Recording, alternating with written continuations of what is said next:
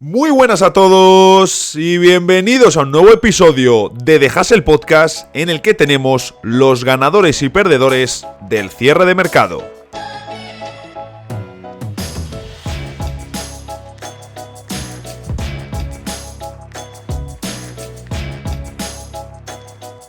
Hemos tenido un deadline con mucho movimiento de roleplayers, muchos complementos que han cambiado de equipo, incluso alguno que es un refuerzo más que interesante.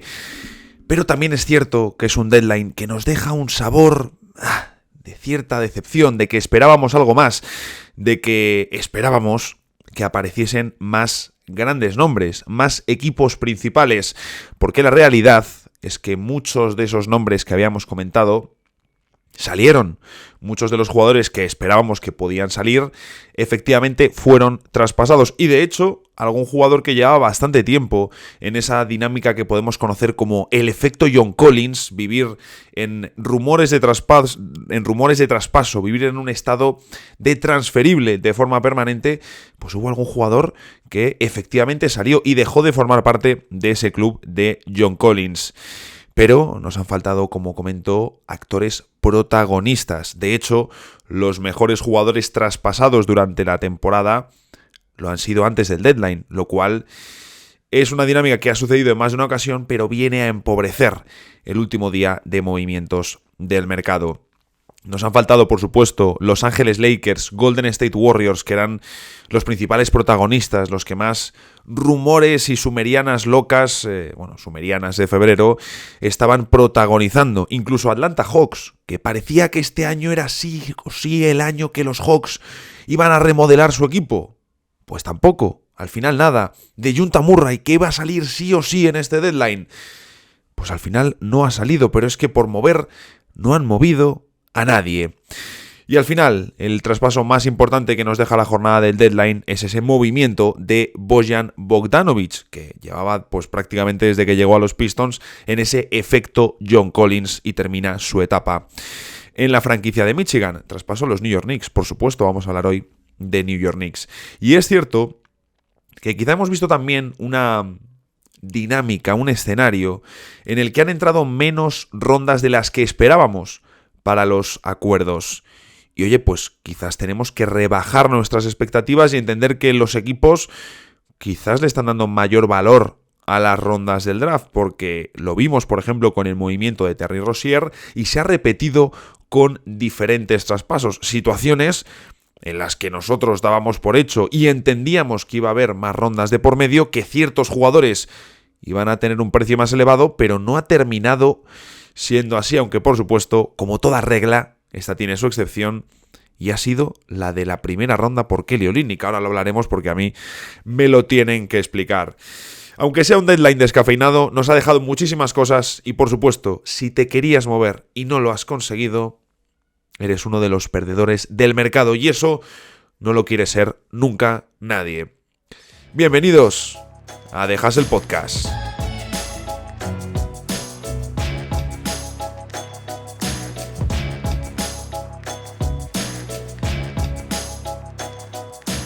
No os voy a engañar, este episodio que publico el viernes 9 de febrero lo iba a grabar el jueves por la noche, que hicimos directo en mi canal de YouTube, luego me bajé a entrenar y me subí a casa para grabar el episodio.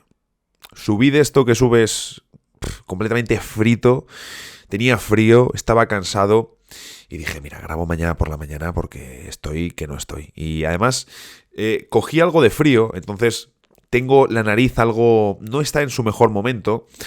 Entonces me di una noche de reposo y dije, oye, así podemos dejar tranquilamente reposando todo lo sucedido en el deadline, cosas que a lo mejor uno más en caliente dice, oye, pues esto es una locura que no tiene sentido. Bueno, vamos a darles unas horas. Esta mañana recapitulando bien información. También había algún acuerdo, algún traspaso, que sobre todo el tema de las rondas no me había quedado muy claro cómo está. Y ahora, en principio, tengo todos más que claros. Así que podemos meternos de lleno con la edición de 2024 de ganadores y perdedores. Y ojo, porque tenemos algo más. Se me quedaba corto lo de ganadores y perdedores. Necesitaba una división más de traspasos que digo, no sé si meter en ganadores o en perdedores porque se me quedan un poco ahí en tierra de nadie.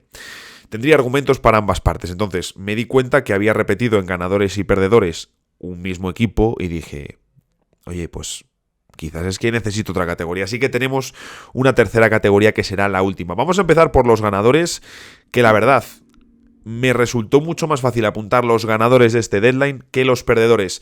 Miento, los perdedores salieron muy rápido, pero eran menos, y de ganadores sí que podía encontrar escenarios en los que fácilmente sacábamos jugadores y equipos para esta categoría.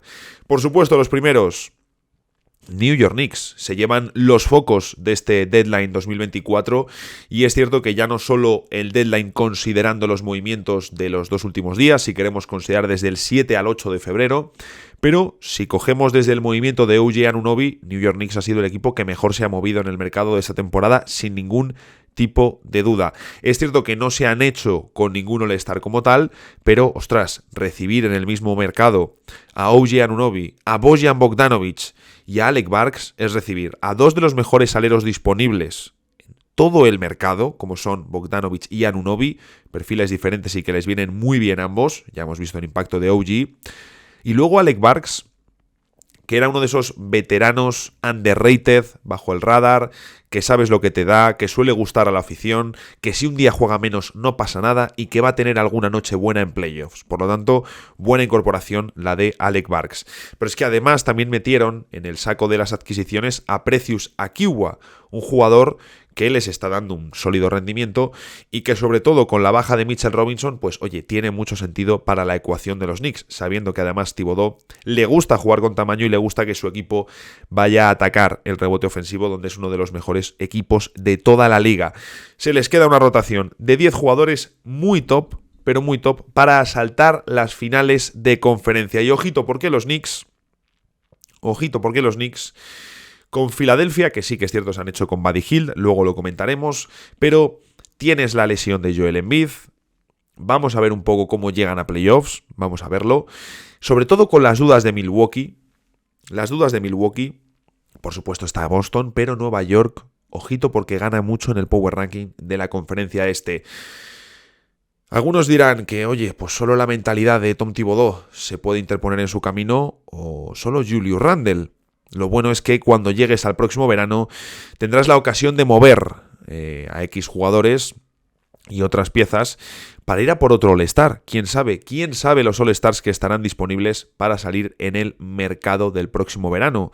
Siempre hay sorpresas. Y lo cierto es que los Knicks van a tener margen y sobre todo primeras rondas, porque no han incluido ninguna en los acuerdos de esta temporada. Lo que han dado, bueno, ya vimos que en el de Anunoby no dieron primeras porque al final Quickly funcionaba como una especie de primera ronda, entre comillas, y ahora en este movimiento han metido a Quentin Grimes y varias segundas. Entonces el movimiento es sensacional para los New York Knicks. El siguiente ganador, Bojan Bogdanovic, sin ningún tipo de duda. Tiene contrato para la próxima temporada, debemos esperar que lo cumpla en los New York Knicks. También tener a Anunoby y a Bojan Bogdanovic te hace menos dependiente de la figura de Julius Randle por si quieres traspasarle en verano.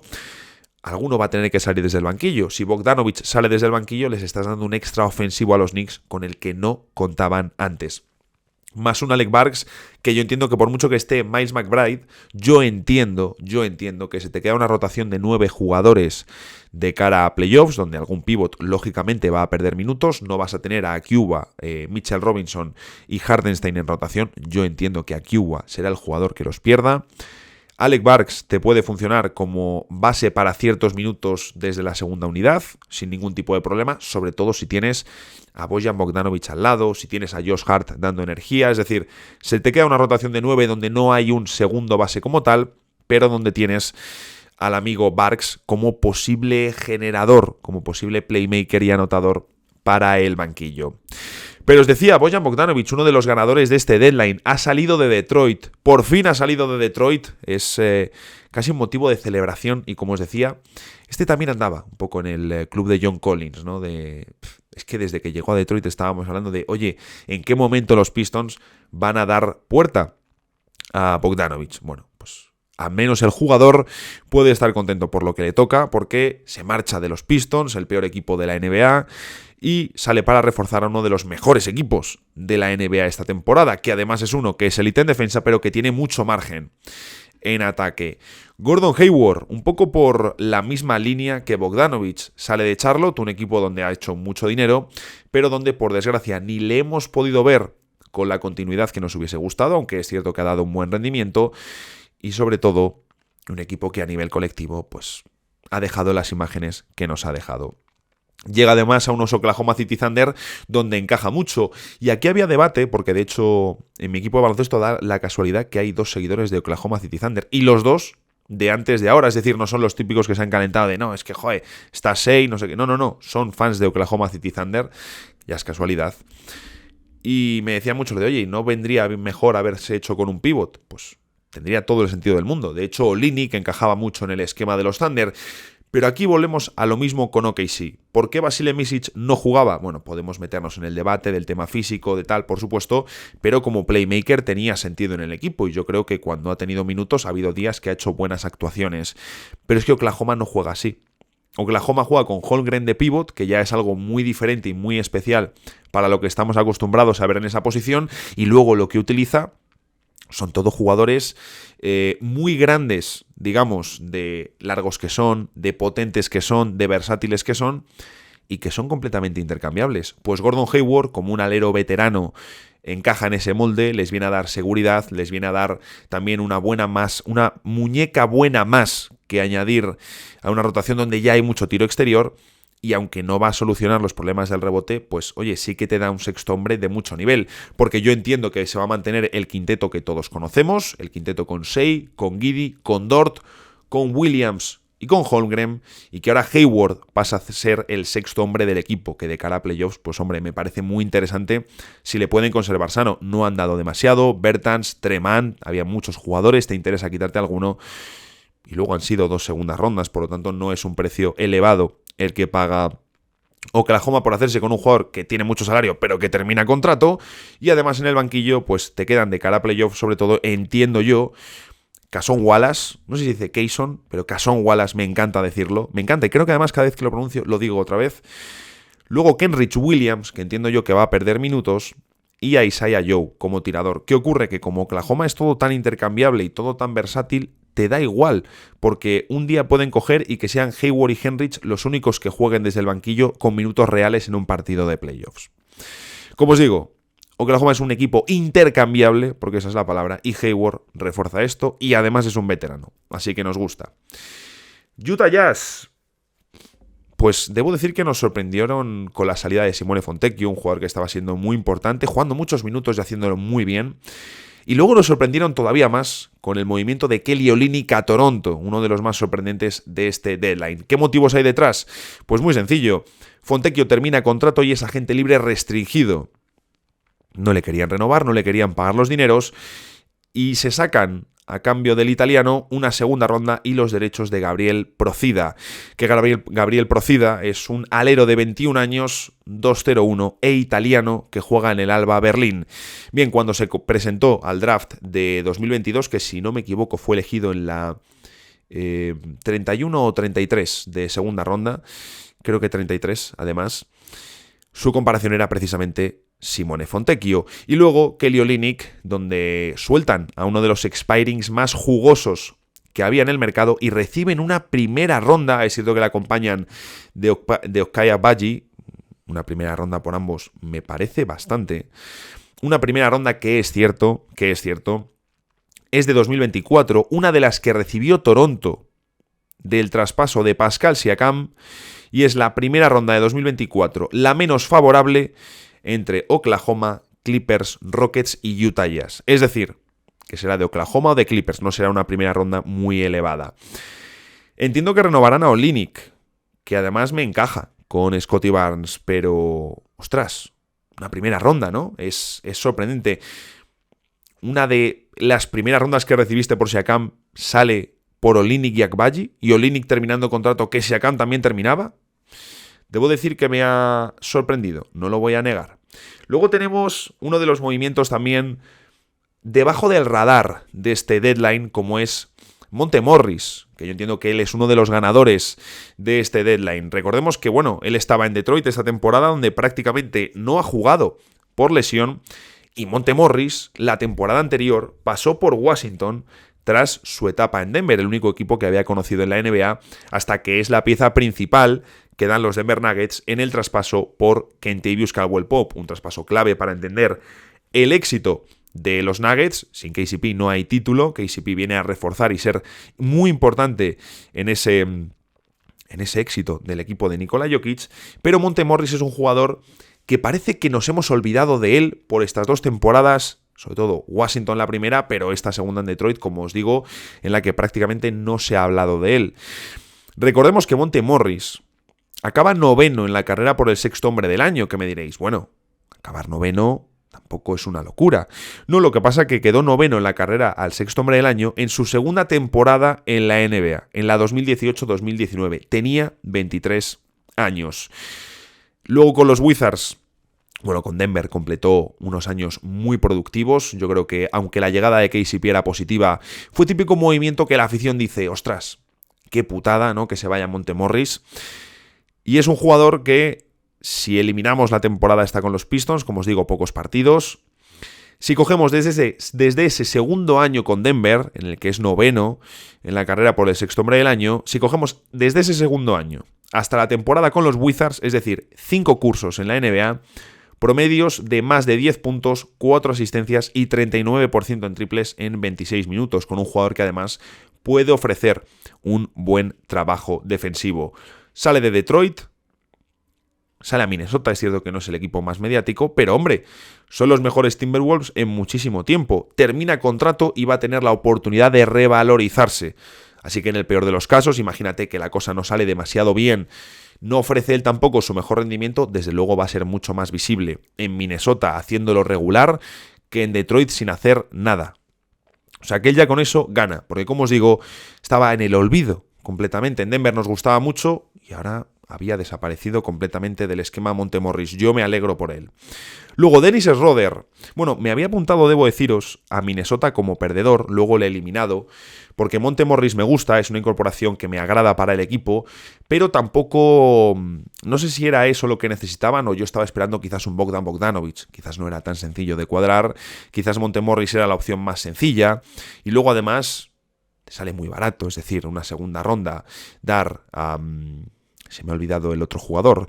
Han dado a Troy Brown y el otro jugador era... no era un jugador relevante. Das a 2 jugadores que no están en tu rotación y una segunda ronda por Monte Morris, que sí que viene a ser ese manejador que necesitabas desde el banquillo. Ya os digo, les he quitado de perdedores porque... decía, tampoco me parece justo catalogarlo de perdedor y Monte Morris les puede salir muy bien. Luego, ganadores, Dennis Schroeder consigue salir de Toronto y tendrá la oportunidad de ser titular en los Nets. Pocos equipos le pueden ofrecer la oportunidad de ser titular en la NBA y él ha salido de uno que se le ofreció con un contrato como Toronto, no estaba contento desde que llegó Quickly y ha conseguido salir a Brooklyn Nets. Por lo tanto, Dennis Schroeder, ganador del deadline. Boston Celtics es un equipo que es cierto que quizás con el segundo movimiento esperábamos algo más. Ese refuerzo de Jaden Springer desde Filadelfia no me termina de decir nada. No creo, tengo la duda muy legítima de si este tío va a tener un papel en el equipo. Pues hombre, no me sorprendería que no jugase nada. Pero sí que es cierto que la adquisición de Xavier Tillman, un interior más para la rotación, era muy necesaria, es positiva y le sale también baratita. Aunque sea un alquiler de aquí a final de temporada, oye, es un buen movimiento. Y oye, quizás en el alero confían 100% en Sam Hauser. Me preguntaba también, digo, oye, ¿qué equipo de la élite del oeste ha roto la igualdad? Hablamos de esos 4 equipos y medio y decimos, ostras, 4 equipos y medio, pongo aquí a los Suns como equipo entero, pero si vemos a los 5 equipos que considerábamos en el anterior episodio, vemos que Clippers no se ha movido. Clippers no ha hecho nada al final. Ni PJ Tucker ni Bones Highland no han sacado ninguna de sus activos que tenían. Luego Denver tampoco se ha movido. Es cierto que de Denver no esperábamos movimiento porque no tenían activos para hacerlo y ya lo hablamos. Pero luego Minnesota se ha hecho con Monte Morris. Oklahoma se ha hecho con Gordon Hayward y Phoenix se ha hecho con Royce O'Neal. Es decir, 3 de los 5 equipos de los que hablábamos sí han hecho movimientos en la línea de lo que necesitaban. Entonces, oye, precisamente de esos 5 equipos, los que yo considero los mejores son Denver Nuggets y Los Ángeles Clippers, que ayer en el directo me preguntaba Adrián por mi taller de equipos ponían en el primer nivel a Denver Nuggets y en el segundo a Boston y a Clippers. Es decir, esto nos diría que de los 5 equipos que consideramos élite del oeste, los únicos 2 que nos han reforzado es a los que yo considero que son los mejores, lo cual aumenta la igualdad en el oeste. Es decir, no se ha roto la igualdad, sino que incluso ha aumentado. Bien, con esto terminamos la parte de ganadores. La parte de perdedores, no sé si es más corta que la siguiente, pero ahora lo descubrimos. El primero, Spencer Dinwiddie.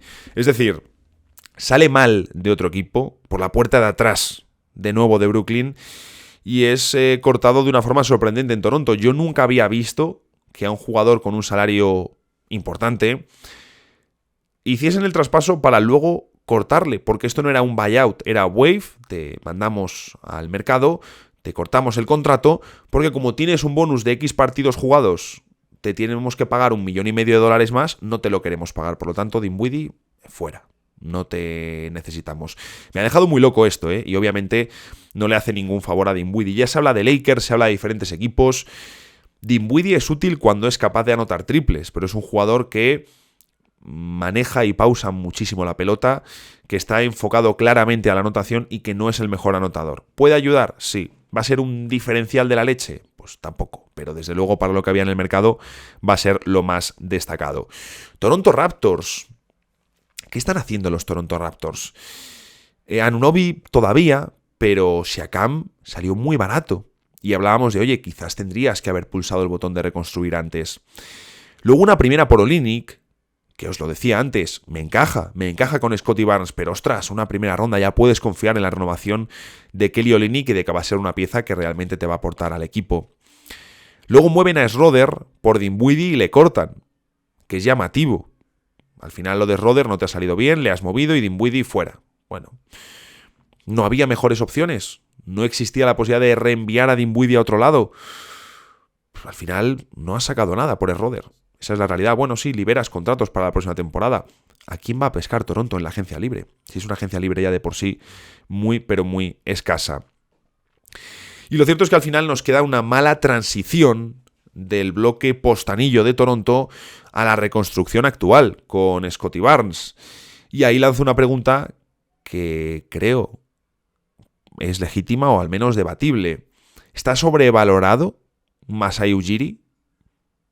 Creo que es un tema de conversación. Esto da incluso para debate con mi querido Alejandro Gaitán.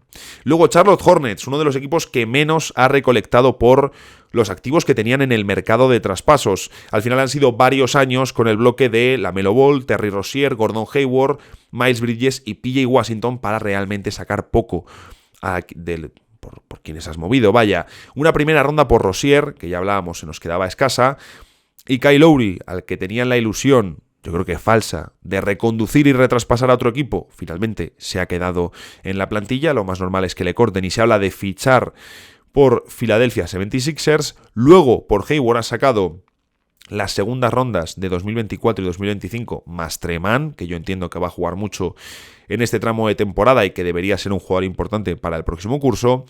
Y luego por PJ Washington, que es por quien más ha sacado ahora mismo, que es la primera ronda de 2027 de Dallas, protegida al top 2, esta ronda puede ser valiosa, y luego un Grant Williams que, oye, te puede ser de utilidad. Yo creo que no es tan malo como el aficionado de los Mavericks se ha pensado últimamente, tampoco era el nuevo mejor 4 titular de complemento de la liga como se pensaron en el inicio de temporada. Pero, oye, el contrato que tiene no es de mal jugador, es decir, te sirve para una rotación, Grant Williams. Pero el dibujo general de Charlotte, la verdad que no es bueno. ¿Han sacado algo de activos? Sí, pero ostras. Miles Bridges, a nivel deportivo, se queda en el equipo. ¿Va a continuar en verano en Charlotte? ¿Va a renovar? Se decía que no se consideraba su renovación. Por lo tanto, a mí me deja un poco extrañado todo esto, la verdad. El mercado de Charlotte no me ha convencido. Luego, Killian Hayes, uno de los perdedores de este deadline sin ningún tipo de duda. Pufazo del draft, pick 7 del draft de 2020 y se lo han cargado los Pistons. Tenían que hacer hueco para los innumerables movimientos que han hecho y han decidido cortar a Killian Hayes. Cuidado, si algún general manager está escuchando esto, con elegir a bases europeos muy arriba en el draft. O son tíos que realmente por físico tienen un aspecto diferencial, y Luka Doncic por físico tiene un aspecto diferencial. Tener un físico dominante no es solo ser atléticamente un bicho a lo LeBron James, hay diferentes tipos de físico. Si tu base europeo no domina con lo físico, plantéate si debe ser elegido tan arriba. Que por cierto, ¿quién era el siguiente base después del amigo Killian Hayes? El siguiente que sale es Tyrese Haliburton, casi nada. Ni 23 años tiene Hayes, el base francés, y queda libre en su cuarta temporada en la NBA. Y luego, por supuesto, de los grandes perdedores de este deadline, Los Ángeles Lakers y Golden State Warriors cierran el deadline de 2024 sin hacer ni un solo movimiento. Llevábamos meses escuchando que Golden State iba a reconstruir, que era el momento, que iban a dar salidas, tal. Nada, no han hecho nada, que en parte lo entiendo, y por algunas cosas, caso Wiggins, demás, entiendo que te los quieras quedar, pero no han hecho nada ni de cara a allanar el terreno para verano. Aunque a lo mejor dices, oye, pues mira, ya nos interesa en verano hacer reconstrucción a full, vamos a intentar renovar a Clay a la baja, si no, pues que se marche del equipo, intentaremos mover el contrato de Draymond Green, queremos invertir en Wiggins y Kuminga, vamos a ver si a Looney le dejamos de segundo pivot, traer otro pivot titular diferente, invertir en Potsy, bueno, si te quedas con Trayce Jackson-Davis, a lo mejor le puedes dar salida a Looney en algún movimiento, ¿no? Y que ya sea en verano cuando realmente haya cambios en los Warriors, pero claro, esperábamos algo ahora, ¿no? Y al final no ha sucedido nada. Por lo tanto, entendemos que todo se retrasará a un verano donde ya será inevitable el evitar cambiar las cosas si los Warriors no terminan bien la temporada. Y luego de Lakers salió Chris Haynes a confirmar que se iban a quedar igual en el deadline, que no iba a haber fichajes y que en verano ya nos estaban lanzando los cantos de sirena. Será en verano cuando busquen una tercera estrella con las 3 primeras rondas, porque hasta ahora no tenían tantas rondas disponibles. En verano sí que podrán movilizar hasta 3 primeras rondas y será el escenario donde por fin los Lakers se hagan con la tercera estrella que llevan buscando desde hace tanto tiempo. ¿O no? ¿O no? Porque también LeBron James tiene opción de jugador, puede salir al mercado, cumplirá 40 años el próximo mes de diciembre.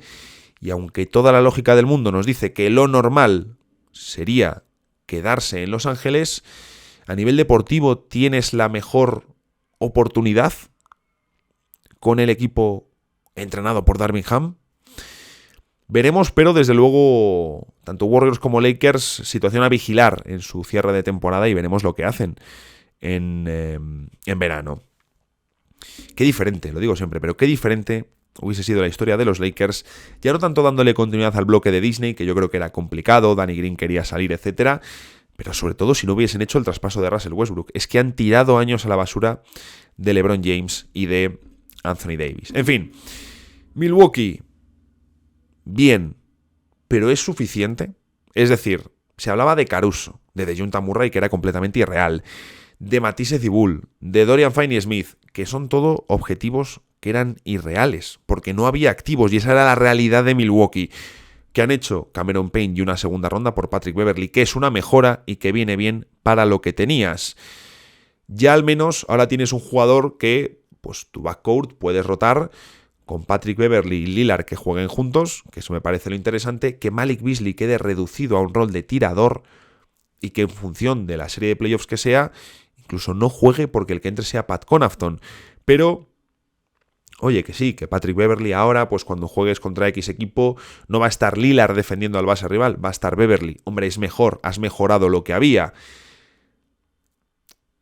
¿Pero es suficiente?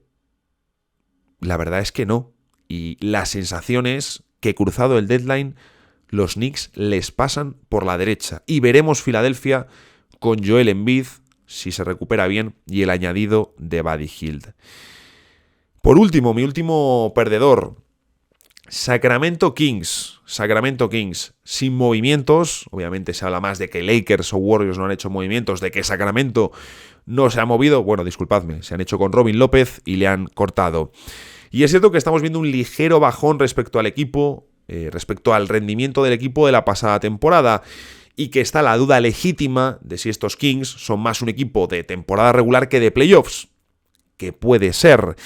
Y lo cierto es que necesitaban una mejora en el puesto de alero, en el puesto de forward, que no han conseguido. Se hablaba de OG Anunoby, que se ha ido a los Knicks, de Jeremy Grant, que se queda en Portland, equipo que no ha dado salida ni a Grant ni a Malcolm Brogdon, ni Pascal Siakam, que terminó en Indiana, ni ninguna de las opciones que se había hablado para este equipo, como por ejemplo Kyle Kuzma, que era uno de sus planes B. He hecho ahí un pequeño corte, un pequeño parón que yo creo que no se ha percibido casi, muy sutil, porque voy a entrar ahora en un ratito con Sergio Vegas para comentar pues lo que ha pasado en el deadline, así en un directo de su canal de Twitch, y le estaba ahí respondiendo por WhatsApp al amigo.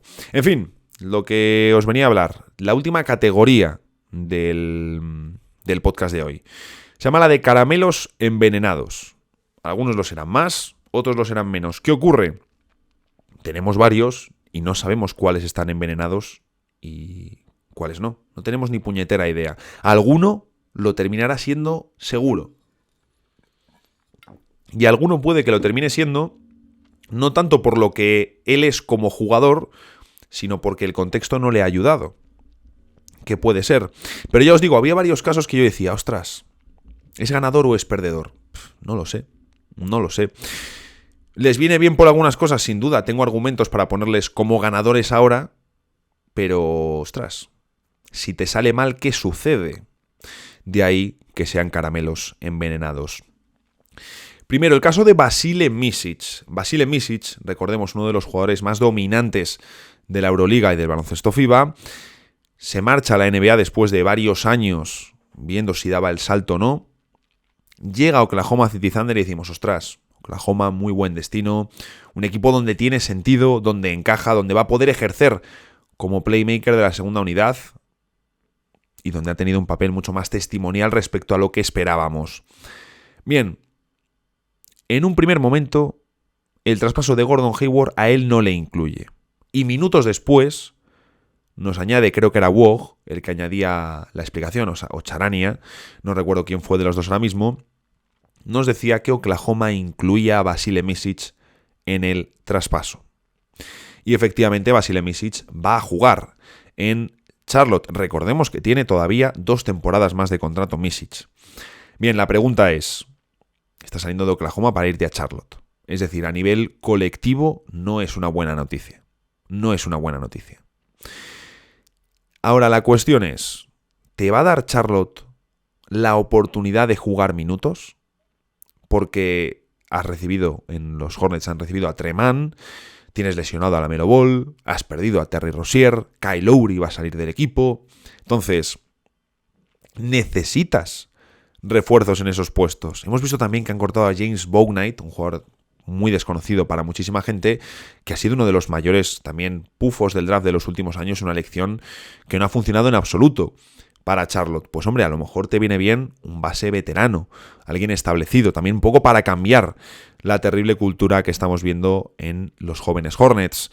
Por lo tanto, por eso os digo, puede ser o el momento en el que Micić revive o directamente anima su temporada, su carrera en la NBA, que hasta ahora estaba un poco apagadilla ahí en Oklahoma, o puede ser el inicio del fin, que se convierta ahora ya en mercancía, que Charlotte no le dé demasiadas oportunidades de aquí a final de temporada, que no teniendo nada en plantilla, algo deberían darle pensando en, oye, que puede ser nuestro base suplente el año que viene. Pero claro, también puede ser el caso contrario, que no reciba oportunidades y que en verano le muevan otra vez. Y como entres ya en la dinámica Luke Ridnour, como entres en esa dinámica de me mueven de equipo a equipo y todos los años salgo traspasado, muy difícil quitarse esa etiqueta, ¿eh? Muy difícil.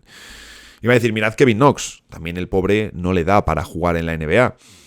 Pero, ostras, no es bueno ponerse esa etiqueta de jugador al que traspasan todo el rato. Veo también algo parecido, no parecido, ¿de acuerdo? No por el movimiento en sí de Buddy Hield, pero lo que ha hecho Filadelfia en este deadline también me tiene muy intrigado. De acuerdo, han enviado a Marcus Morris y Furkan Korkmaz, es decir, en cuanto a activo de jugadores, un poquito, y 3 segundas rondas para hacerse con Buddy Hield. Es cierto que 3 segundas rondas puede parecer bastante, puede chocar un poco, decir, ostras, Hield que termina el contrato, viendo las rondas que han salido por otros jugadores, pero bueno, también estás dando a Marcus Morris y a Korkmaz, es decir, no estás dando nada nada. También entiendo que si están apostando por Buddy Hield es porque tienen buenas sensaciones respecto a la recuperación de Joel Embiid, lo cual es una buena noticia, y también, por supuesto, de cara a renovar a Hield, que es un tirador que les viene, vamos, estupendo, ¿no? Lo siguiente, fantástico que Filadelfia incorpore un jugador así a su dinámica. Luego otros movimientos que han hecho ha sido mover a Danuel House y una segunda ronda para tener la oportunidad de poder firmar a alguien como Kyle Lowry. La verdad que el traspaso de Jaden Springer a Boston nos da un poquito igual. Entiendo que a lo mejor lo hacen por recolectar una segunda ronda, aun por mucho, vale, sí, estás enviando el jugador a un equipo rival. Lo decíamos antes, yo de Springer no espero demasiado, pero sí que me ha sorprendido de lo de enviar a Patrick Beverley a Milwaukee. ¿Por qué? ¿Por qué refuerzas a un rival de conferencia? ¿Por qué le das a un rival de conferencia el jugador al que precisamente estaban buscando? No es que voy a traer a Kyle Lowry y entonces ya no necesito a Patrick Beverley, entonces prefiero que me den la segunda ronda porque yo he gastado 4 segundas. La de mover al contrato de Danuel House y la de luego las 3 de Buddy Hield. Bueno, pues no muevas a Danuel House y no firmes a Kyle Lowry. Quédate con Patrick Beverley. ¿De verdad te interesa hacer todo ese jaleo para firmar a Kyle Lowry y en ese camino, en ese proceso, le envías a Patrick Beverley a los Bucks? A mí me choca, me sorprende, pero bueno, entiendo que tendrán sus razones. No es un caramelo tan envenenado a largo plazo, pero veremos cómo afecta para estos playoffs. Luego el tema de Detroit. Detroit me ha dejado también muy confundido con su deadline. No al nivel de Toronto de decir, aquí hay cuentas que me fallan, pero casi les meto en perdedores. Al igual que me había gustado cosas que han hecho, es decir, lo de Fontecchio me gusta para las dos partes. De hecho, me sorprendió de primeras por parte de Utah y pensé, joder, si es tan barato, ¿por qué otros equipos no se han metido? Entiendo que lo diferencial en ese movimiento ha sido ofrecer los derechos de Porcida. Diréis, oye, ¿tan diferencial es eso? Hombre, es que una segunda ronda por Fontecchio mucho no es. Entiendo que bastantes equipos pondrían una segunda ronda por el italiano, aunque sea para tenerle como un alquiler de aquí a final de temporada. Me gusta que los Pistons se hagan con Grimes. Me gusta que los Pistons se hagan con Fontecchio. Incluso de recibir una segunda ronda por Danuel House, pero muy barato has vendido a Bogdanovic y a Barks, ¿no? Ostras, eran dos de los jugadores más interesantes en este deadline y has recibido bien poquito por ellos. Bogdanovic, ese jugador que hasta hace no mucho costaba 2 primeras rondas, supuestamente. Y luego vamos a ver cuánto te pide de dinero Fontecchio. Yo al menos soy el agente de Simone Fontecchio. Veo que le han mandado a los Pistons. Un equipo que sí que dice, oye, nosotros le queremos renovar y con todos los partidos que ha perdido Detroit, vamos, mi objetivo es sacarle un contrato a Simone que todos los Fontecchio de aquí al final de los tiempos no necesiten prácticamente ni trabajar. Royce O'Neal y David Roddy a los Suns. Bien, Phoenix gasta sus activos en sumar a Royce O'Neal, un tipo que viene a jugar mucho, un tipo que era el primer objetivo realista de los Suns, el segundo detrás de Miles Bridges. Nos decía John Gambadoro que él veía muy complicado conseguir el traspaso de Miles Bridges, que al final, pues Royce O'Neal es un buen forward, aunque no es élite, ¿de acuerdo? Es un buen forward 3&D, que en defensa puede hacerlo bien, que es un buen tirador, pero no es élite en ninguno de los dos aspectos, aunque viene a sumar en estos dos aspectos, porque precisamente el problema que tenían los Suns, y lo hablábamos aquí, era, vale, saco un alero que defiende, pero este alero no tira, vale, saco un alero que tira, pero este tío no defiende. Entonces estaba siempre como en ese punto, sobre todo con especialistas defensivos que no sumaban en ataque. Bien, Royce O'Neal no tira tan bien como Grayson Allen, tira mejor que Keita Bates-Diop, pero sobre todo en defensa te va a poder dar un poquito más de lo que tenías, porque realmente de su perfil no tenías nada. Pero ¿qué ocurre? Que en este movimiento te quedas sin activos. Los Suns no tienen segundas rondas. Sí me diréis, oye, en verano tendrán otra para mover. Vale, perfecto, has movido 3 segundas rondas. Los Suns no tienen segundas rondas para moverse. Se la juegan a este movimiento y se la juegan a esta carta que no es la ideal. ¿Qué pasa, por ejemplo, en verano si después de playoffs se marchan Grayson Allen y Royce O'Neal en la agencia libre? Pues los Suns van a estar en una situación complicada. Los Suns van a estar en una situación en la que lo mismo se pone más complicado tener mejor fondo de armario para la segunda temporada de Booker, Bill y Durant que en la primera, que el principal inconveniente ha sido el fondo de armario alrededor de tus 3 estrellas. David Roddy, bueno, creo que puede sumar en temporada regular, creo que un cuerpo grande para el perímetro de Phoenix está bien, perfecto, pero lo cierto es que me sorprendería verle con minutos en playoffs, sobre todo por el tema de la falta de tiro exterior, así de claro. Entiendo que la rotación de Frank Vogel, habiendo tocado a otros jugadores y habiendo conservado a Josh Okogie, que para él pues es un jugador que le gusta, un especialista defensivo, entiendo que la rotación tendrá a Booker, a Bill y a Durant, con Nurkic y Allen como titulares, más 3 jugadores principales desde el banquillo, Eric Gordon, Royce O'Neal y Josh Okogie. Y terminamos con Dallas y sus movimientos. Apuestan todo a la continuidad de Luka. Es lo que tienen que hacer, por supuesto. Pero por otro lado, no tienen el control de sus primeras rondas entre 2026 y 2030. Que Luka para entonces termina contrato. Yo entiendo aún así que renovará. Pero claro, el problema no es ese. Hombre, por supuesto, la primera cuestión es renovar a Luka. Si no le renuevas, ahí sí que puede entrar un poco el miedo. Pero la cuestión es quedarte sin activos, que no funcione el proyecto, es decir, que no seas un candidato al oeste con Luka y que llegue un momento en el que Doncic te pida el traspaso. Ese es el problema para Dallas, aunque en ese movimiento, imaginad que en unos años Luka se cansa y pide salir, en ese movimiento vas a sacar una auténtica barbaridad y será uno de los mayores botines de la historia de la liga, o debería serlo. Pero mientras tanto tú estás operando pensando que Luka se va a quedar y que por lo tanto las rondas que estás sacando no te importa, porque van a ser rondas flojas. ¿Qué ocurre? Por Washington, por PJ Washington, das a Grant Williams y la primera ronda de 2027 protegida al top 2. Por Daniel Gafford, das a Richaun Holmes y das una primera ronda de Oklahoma City Thunder de este año, de 2024. ¿Cómo lo haces? Porque intercambias tu primera ronda de 2028 por la primera ronda de Oklahoma. Es decir, Oklahoma está apostando contra ti a que Dallas en 2028 va a estar muy mal. Lo que hicieron con los Clippers en el movimiento de James Harden, otra apuesta que hacen en Oklahoma. Me gusta, Lo comentábamos ayer en el directo. Me gusta lo de Oklahoma y las apuestas. Pues hacen una aquí, contra Dallas. Luego el movimiento en sí, lo de Gafford me gusta, es decir, Lively te ha funcionado muy bien, traes a un pivot suplente, cuando no esté Lively en cancha, sabes que tienes a uno del mismo perfil. Luka se lo va a pasar muy bien con él y te va a dar seguridad y rebote. Perfecto, muy bien. Tema del pivot cerrado para los próximos años. Ay, Dios mío. La cuestión es PJ Washington. A mí esta es la parte, quiero decir, que más me ha sorprendido, entre comillas. Yo daba por hecho, entre comillas, que uno de los movimientos para este deadline podía ser perfectamente el de PJ Washington a Dallas. Debo decir aún así que me ha sorprendido lo de meter a Grant Williams y una primera ronda por mucho que vaya protegida. Vale que Grant Williams ha decepcionado. Yo no sé qué se esperaba el seguidor de los Dallas Mavericks. No, es que la apuesta de Dallas no ha funcionado porque no sirve como 4 titular.